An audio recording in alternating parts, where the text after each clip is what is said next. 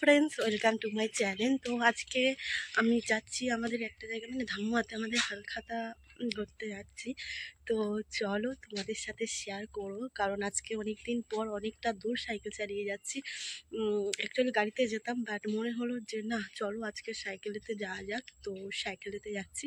তো চলো যেতে যেতে তোমাদেরকে সবাইকে ভিউ দেখাবো, কত সুন্দর লাগে আমাদের এই মাঠে দিয়ে যাবো। মাঠের চারপাশটা কেমন লাগছে তোমাদের সাথে শেয়ার করবো, চলো ভিডিওটা দেখতে থাকো। সত্যি বলতে আজকে আমি অনেকদিন পর সাইকেল চালাচ্ছি, মানে সাইকেল চালিয়ে যাচ্ছি অনেক দূর। আমার কিন্তু সত্যি খুব ভালো লাগছিল, মানে একটু ভয় লাগছিল যে সাইকেলটা দিয়ে যাচ্ছি, ফোনে ভিডিও করতে করতে ফোনটা যদি পড়ে যায়, এরকম একটা ভয় লাগছিল। বাট অনেকদিন পর সাইকেল চালিয়ে যাচ্ছি অনেকটা দূর, বেশ নিজের মধ্যে খুব আনন্দ হচ্ছিল। আর এটা হলো আমাদের রামনাথপুরে ঢুকছি সবে, এই রামনাথপুরের পোল এখান থেকে আমরা যা সবে ঢুকছি।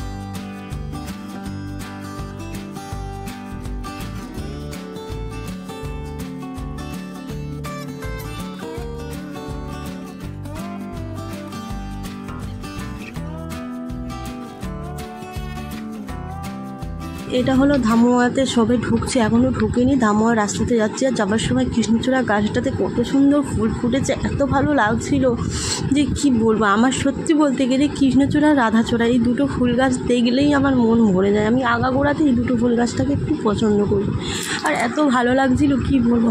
এবার যখন আমরা এই ধামুয়ার রাস্তাটা ঢুকছি আর কি, রাস্তাটাতে মানে রাস্তায় ঢুকছি যখন, অনেকগুলোই সামনে রাধাচূড়া কৃষ্ণচূড়া গাছ ছিল, এত ভালো লাগছিলো, মনে হচ্ছিলো লেবে আরেকটা ফটো তুলে নিই। এবার হাতে সময় ছিল না, সন্ধ্যের মধ্যে বাড়িতে যেতে হবে, কারণ আমাদের রাস্তাটা খুব একটা ভালো না, এখন খুব অ্যাক্সিডেন্ট হচ্ছে, অনেক অসুবিধা আছে, তো ওই জন্য আর কি তাড়াতাড়ি চলে যেতে হবে।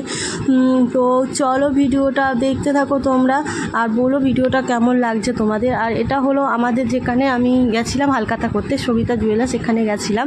আর এটা হলো কাকুদের, মানে সেই জুয়েলারি শপের ভেতরে আমি জাস্ট বেরিয়ে এসে তারপর ফটোটা করলাম, কারণ অনেকে প্রবলেম হতে পারে। তো বেরোনোর সামনের গেট।